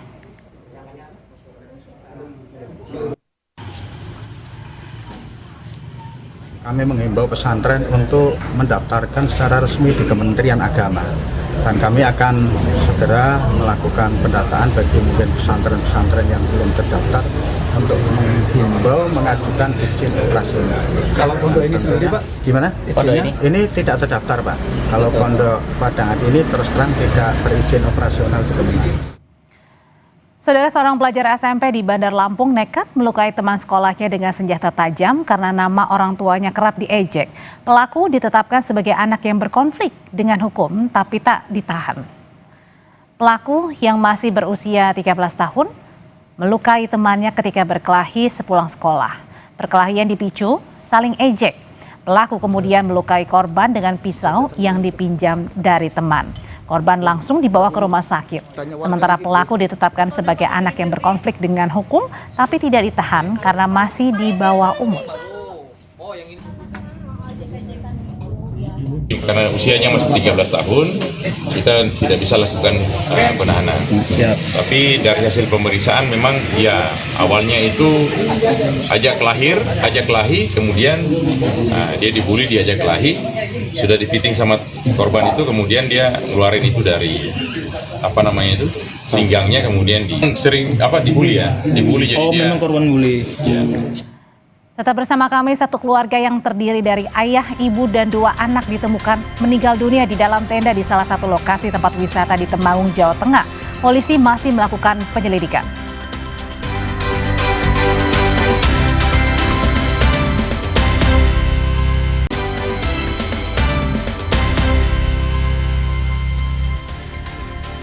Saudara, satu keluarga ditemukan meninggal dunia di salah satu lokasi tempat wisata di Temanggung, Jawa Tengah. Polisi masih menyelidiki kasus tersebut, namun dugaan sementara akibat keracunan. Korban meninggal dunia yakni satu keluarga yang terdiri dari ayah, ibu, dan 2 anak warga Ambarawa, Kabupaten Semarang, Jawa Tengah. Kasat Reskrim Polres Temanggung, Ibtu Ikomang Mahendra Deputra menjelaskan, para korban masuk semuanya di lokasi camping, tenda camping. Oke. Untuk saat ini kami dari tim identifikasi dan dibantu oleh DVI Polda telah melaksanakan pemeriksaan otopsi, dan untuk makanan yang dibawa dari korban itu sedang kami laksanakan pemeriksaan di laboratorium di Lab 4 Polda Jateng. Satu keluarga asal Ambarawa, Semarang tewas dalam tenda camping di sebuah tempat wisata di Temanggung, Jawa Tengah. Lalu bagaimana penyelidikan polisi soal ini? Kita akan tanyakan ke Kasat Reskrim Polres Temanggung, Ibtu Ikomang Mahendra Deputra. Selamat malam, Pak Kasat. Selamat malam. Ya, Pak Kasat, jadi kami ingin tahu dulu apakah benar ini hasil dari penyelidikan sementara karena satu keluarga ini tewas keracunan bukan karena diracun atau ada unsur kesengajaan? Oke, baik, betul. Dari hasil pemeriksaan sementara, dari tim kedokteran forensik sudah menjelaskan bahwa kemungkinan dugaannya ada dua, yaitu dari keracunan makanan atau keracunan gas akibat pembakaran masak-masak yang dilakukan oleh satu keluarga tersebut. Kalau dari investigasi awal, apa yang ditemukan barang buktinya? Baik, kalau dari hasil olah TKP dan penyelidikan kami, yaitu ditemukan satu set kompor gas portable yang dibawa langsung oleh korban dari awal masuk hingga ditemukannya meninggal dunia. Lalu untuk tadi dugaannya karena keracunan atau karena menghirup gas yang setelah mereka melaksanakan barbecue, itu artinya satu keluarga ini sempat melakukan pemanggangan gitu atau barbecue di sekitar lokasi? Oke, baik. Dapat kami jelaskan kronologisnya pada hari Selasa tersebut, tanggal 26 Mei 2026, tepatnya sekitar pukul 10.00 waktu Indonesia bagian Barat, satu keluarga ini melaksanakan bakar-bakar atau barbecue tepat di mulut tenda atau kita sering sebut di terasnya. Nah, jadi di teras tersebut kemungkinan karena tenda ini kedap air atau kedap udara, nah sehingga setelah bakar-bakar asap ini mungkin terkumpul di dalam tenda tersebut. Sehingga ketika setelah selesai melaksanakan masa-masa tersebut dan ingin melanjutkan untuk istirahat, otomatis tenda tersebut ditutup karena tempat camping ini lumayan dingin. Sebentar, ya. Pak Kasat, jadi mereka itu atau satu keluarga ini melakukan bakar-bakaran ini di dalam tenda, begitu? Tepat di mulut tenda. Di luar tenda, tapi kan kalau logikanya di luar tenda berarti kan udaranya sangat, sirkulasinya sangat baik ya. Kalaupun menghirup kan pasti akan ada udara juga yang mereka bisa hirup, udara segar begitu. Iya, betul. Jadi berdasarkan hasil penyelidikan awal dari tim medis itu memberikan dugaan awal itu ada dua. Keracunan kemungkinan dari makanan atau keracunan dari gas CO hasil pembakaran dari masak-masak barbecue tersebut. Di situ adakah orang yang melakukan camping lagi selain satu keluarga ini? Kalau di sekitaran ada, tapi untuk kegiatannya kami tidak monitor karena berfokus dengan kejadian di TKP. Oke, jadi tidak ada saksi mata yang melihat pada saat kejadian? Iya, betul. Dari kejadian tidak ada, tapi hanya dari pihak pengelola yang melihat setelah keesokan harinya pada sore hari tersebut. Oke, Bu Ikomang, yang saya ingin tanyakan juga, satu keluarga ini pada saat melakukan barbecue, apa komponen makanan yang mereka bakar pada saat itu? Baik, dari hasil penyelidikan, ini makanannya sudah hampir habis semua. Jadi hanya ada sisa-sisa sayur, kulit sisa, setelah itu ada sisa bakar-bakarannya sedikit. Jadi kalau untuk sisanya yang banyak itu tidak ada. Jadi kemungkinan itu dari daging sapi, sayur, dan yang ada di sana itu hanya sedikit rebusan. Dan satu keluarga ini ditemukan meninggal dunia di tempat, di dalam tenda, di luar? Di dalam tenda dalam keadaan tidur dan tidurnya ini rapi. Jadi keempat korban ini dalam keadaan rapi, tidak ada yang keluar di luar, jadi semuanya berjejer dalam keadaan tidur. Apakah polisi juga membuka kemungkinan misalnya ada jangan-jangan ada unsur kesengajaan kah yang dilakukan di luar, ada unsur perencanaan begitu selain tadi karena dugaannya keracunan, karena kan harus diteliti ya apakah memang ini ada unsur kesengajaan atau tidaknya pada saat membeli dan memakan ini atau membakar makanan ini? Ya, betul. Untuk dari staf Reskrim Polres Temanggung sampai saat ini masih sedang melaksanakan penyelidikan, dan sampai saat ini malam ini kami masih melaksanakan pemeriksaan terhadap saksi-saksi. Jadi terkait dengan hal tersebut kami belum berani memastikan karena hasil otopsi dan hasil pemeriksaan di laboratorium forensik menunggu hasil resminya. Demikian. Masih ditunggu berarti ya untuk hasil lapornya ya. Kalau gitu Bli, siapa pihak atau orang yang pertama kali mengetahui satu keluarga ini sudah tidak bernyawa? Karena tadi Bli bilang kan satu keluarga ini ditemukan meninggal di dalam kemah. Ya, betul. Berarti untuk yang pertama kali menemukan ini adalah saksi Z, 24 tahun, laki-laki yang memang kebetulan adalah petugas di tempat pariwisata tersebut. Oke, dan menemukannya itu sore hari ya? Iya, betul. Karena sudah ada kecurigaan dari petugas, sedangkan untuk check out sendiri kan maksimal pukul 12. Oh, oke. Jadi karena kecurigaan dari pihak pengelola, harusnya mereka satu keluarga ini melakukan check out pada pukul 12, tapi sampai sore tidak ada, makanya pihak pengelola datang ke kemah ya? Iya, betul. Dari pemeriksaan yang dilakukan polisi, apakah juga ada barang-barang milik korban yang hilang? Kalau dari hasil olah TKP pertama, itu TKP-nya sangat rapi, tidak ada tanda-tanda kekerasan, tidak ada dugaan tindak pidana yang lain, tidak ada. Handphone masih ada. Kami amankan 5 buah handphone, kamera juga ada, kunci mobil masih tetap juga. Oke, jadi semuanya barang-barang masih ada ya? Untuk dugaan awal kami, barang-barang tidak ada yang hilang. Oke, Bli, ini kan tadi dibilang bahwa mereka melakukan bakar-bakar atau barbecue menggunakan portable gas ya. Portable gas ini memang disediakan dari pihak pengelola atau masing-masing orang yang ingin camping ini bawa sendiri? Untuk keempat korban ini sudah terkonfirmasi bahwa korban membawa alat portable ini sendiri dari awal pintu masuk sampai di tempat camping. Jadi tidak disediakan oleh pihak pengelola. Demikian.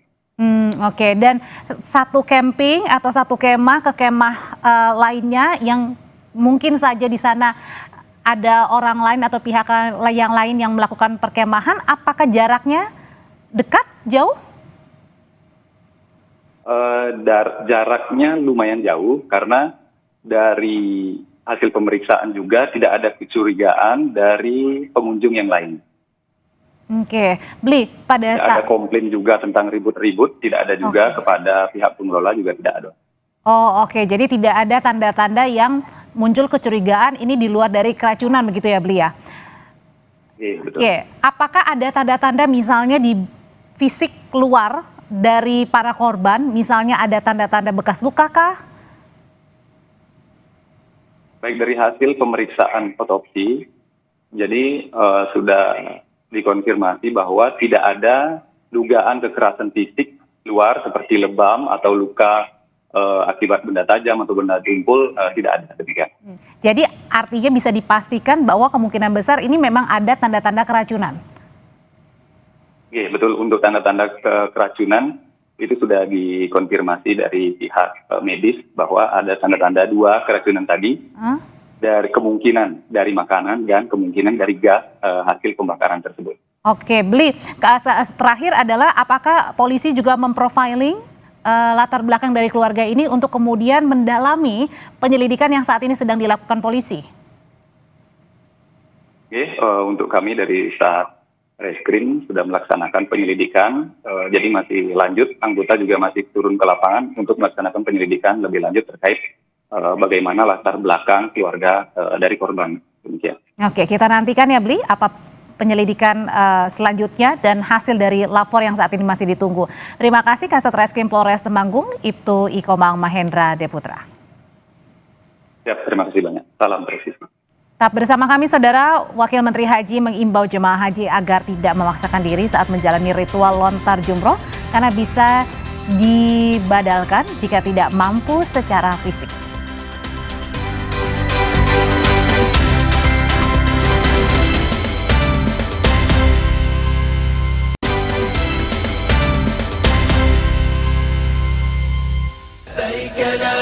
شريك لك لبيك إن الحمد والنعمة لك والملك لا شريك لك. Saudara Wakil Menteri Haji dan Umroh Daniel Ansar Simanjuntak mengimbau jemaah haji agar tidak memaksakan diri saat menjalani ritual lontar jumroh di Mina. Jika kondisi fisik tidak memungkinkan, maka ibadah lontar jumroh bisa dibadalkan atau dilakukan dengan dijamak. Apalagi prosesi ibadah di Mina membutuhkan mobilitas yang tinggi sehingga penting bagi jemaah untuk mengenali batas kemampuan diri. Biasanya di Mina itu lebih meletihkan karena mobilitasnya tinggi. Kalau wukuf kan berdiam, kalau Musdalifah juga berdiam.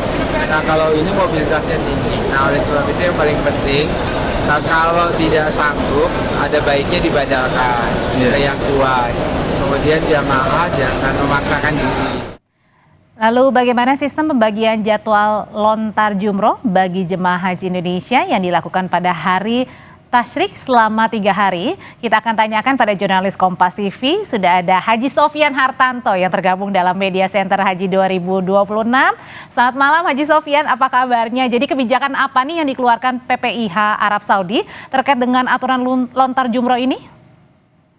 Ya, selamat malam. Selamat sore waktu Arab Saudi, Audrey dan saudara, bisa saya infokan bahwa jadwal di sini untuk pelontaran jumroh itu di PPIH Arab Saudi dibuat untuk membuat jemaah nyaman, Audrey dan saudara. Sebenarnya jadwalnya bisa kapan saja, tapi mengingat suhu udara di sini cukup terik, jemaah diimbau untuk tidak melakukan lontar jumroh itu pada siang hari. Biasanya siang itu di sini teriknya pukul 10 pagi sampai pukul 2 siang. Jadi di situ matahari sedang hangat-hangatnya memeluk kita, jadi bisa kita lakukan untuk di tenda saja dulu. Nanti setelah agak sore menuju malam bahkan ke dini hari justru jemaah diimbau untuk melontar jumroh. Selain imbauan ini juga perlu dipahami bersama bahwa di sini jemaah haji Indonesia itu juga bersama dengan jemaah-jemaah haji yang lain yang bisa jadi karena di Asia postur tubuh jemaah Indonesia mungkin bisa jadi lebih kecil ya dibanding dengan jemaah lain. Ditakutkan nanti kalau berbarengan dengan jemaah haji yang lain misalnya dari Afrika atau dari negara-negara yang memiliki postur tubuh yang tinggi, itu kita terimpit atau bisa jadi ada faktor risiko kesehatan yang bisa didapatkan. Jadi di sini pemerintah Indonesia mengimbau lontar jumroh dilakukan sore hari, justru menjelang malam hari lebih enak, udara juga lebih dingin. Kalau di sini saat ini saya berada melaporkan, jadi suhunya 43, 44, tapi anginnya itu begitu panas, Audrey dan saudara. Jadi pemerintah Indonesia mengimbau jemaah untuk tidak melakukan lontar jumroh pada siang hari. Dan diimbau juga jemaah itu waktu melontar jumroh. Jadi bisa saya infokan, Audrey dan saudara, jarak antara maktab atau tenda di Mina untuk ke Jamarot itu sekitar 4 km bolak-balik. Jadi kita bisa bayangkan bersama bahwa jarak 4 km itu ditempuh dengan jalan kaki. Jadi jemaah diimbau untuk menyiapkan diri. Perbekalan kecil saja, makanan ringan, minuman, dan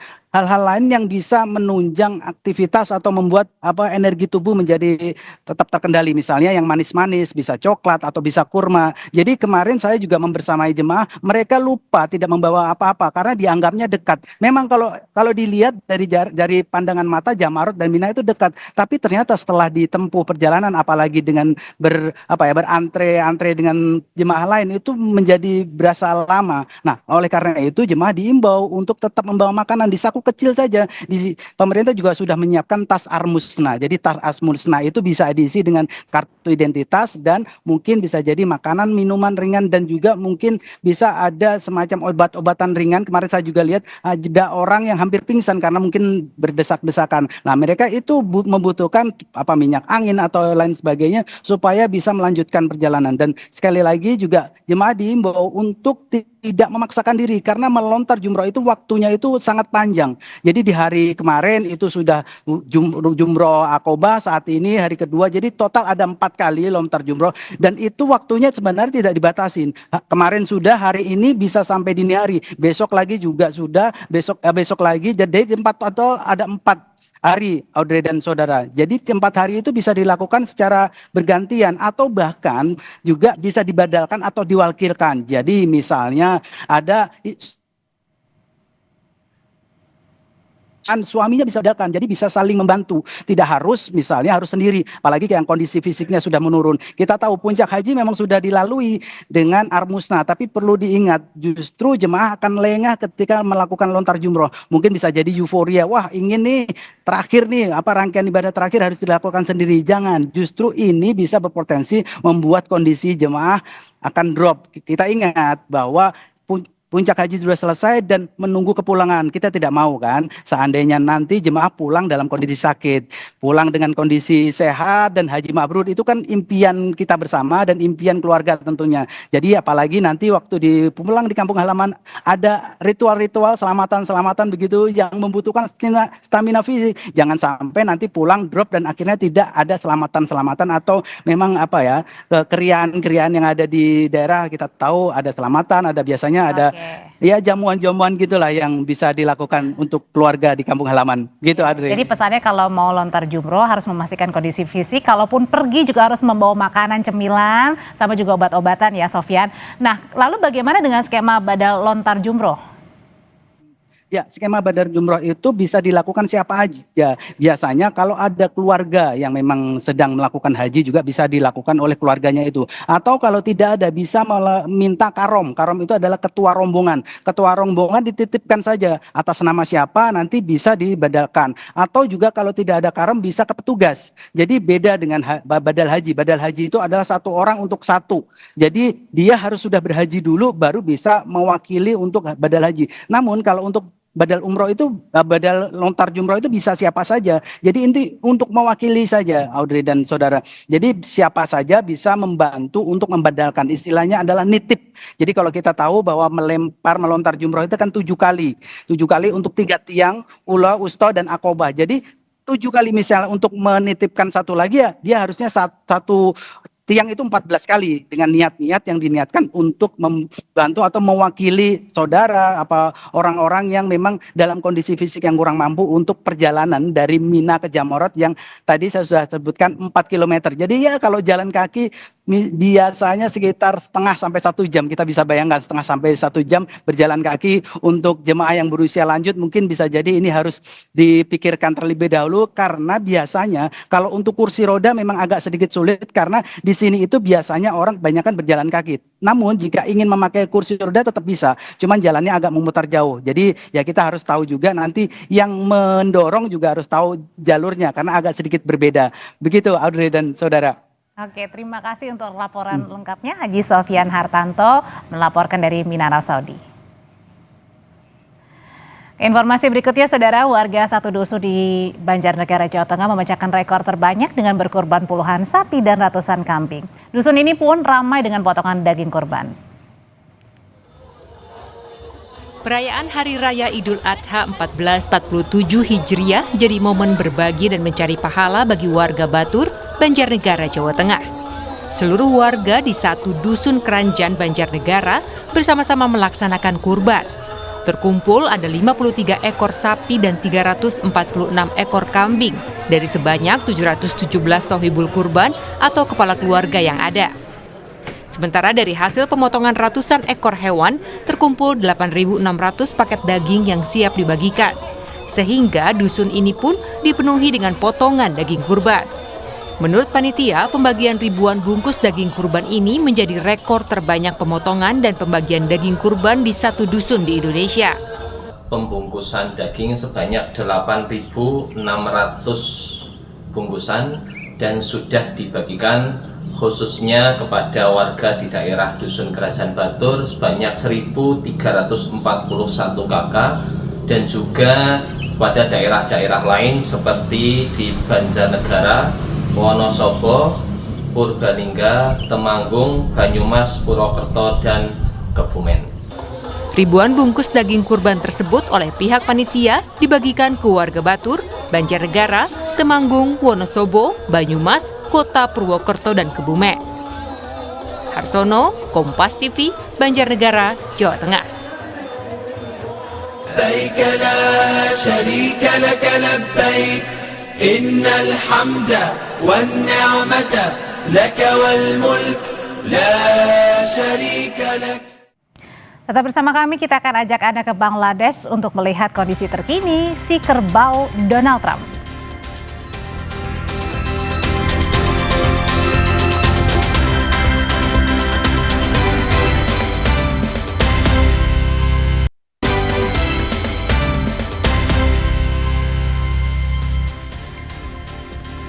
Masih di Sapa Indonesia Malam, insiden hewan kurban mengamuk tak cuma terjadi di Indonesia. Di Turki, seekor sapi jantan kabur dari pemiliknya dan menerjang sebuah barbershop.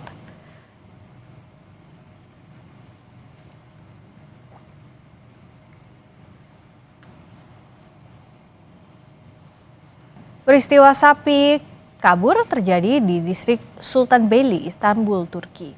Sapi tersebut menerobos masuk gerai pangkas rambut pria saat pelanggan sedang ramai. Sapi yang mengamuk membuat pelanggan dan karyawan seketika kocar-kacir berhamburan menyelamatkan diri. Sapi kemudian berkeliaran di jalan. Sebelumnya akhirnya berhasil ditangkap pihak berwenang dan dikembalikan ke pemiliknya.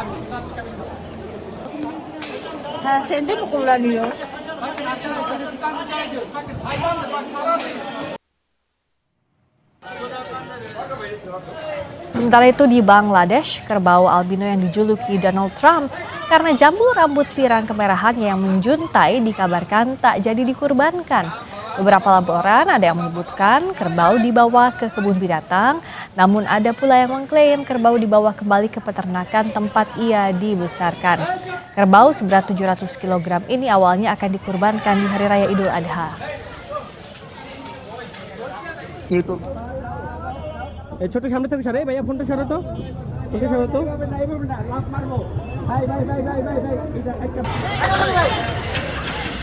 Seekor kerbau kurban mengamuk dan terlepas saat hendak disembelih di kawasan Lebak, Banten. Kerbau tersebut bahkan berlari ke jalan raya.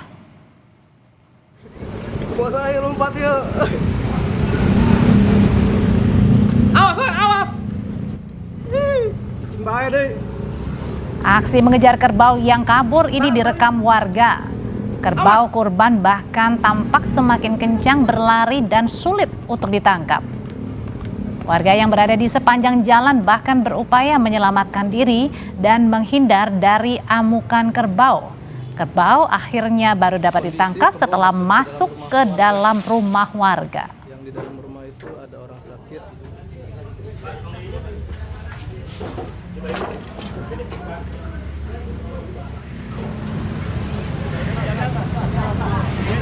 Saya kaget mau ke seruduk gitu, terus masuk ke rumah mertua saya, kan bingung saya mau ngambil gimana gitu, yang mau narik malah mau diruduk, masuk lagi ke dalam. Ya yang rusak mah mangkok, piring lah segala ini nih dipasangin. Info. Di Bangkalan, Jawa Timur, ada seekor sapi yang hendak disembelih juga kabur hingga ke Jalan Raya Blega, Bangkalan. Lepasnya hewan kurban yang berukuran cukup besar menjadi sorotan warga sekitar. Sejumlah warga sempat khawatir sapi akan mengamuk dan merusak warung yang berada di pinggir jalan. Berkat kerjasama warga sekitar, sapi akhirnya bisa ditangkap.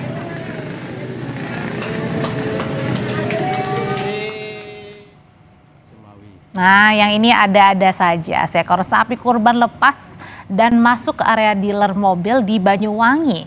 Sapi yang memberontak saat akan disembelih membuat panik para karyawan dealer hingga petugas damkar dan polisi harus turun tangan melakukan evakuasi sapi selama 2 jam. Tidak ada korban maupun kerusakan mobil dalam insiden ini. Pak Sumawi. Kita ke mancanegara, warga Palestina di Gaza menggelar salat Idul Adha di lapangan Al-Saraya di kota Gaza, Rabu waktu setempat.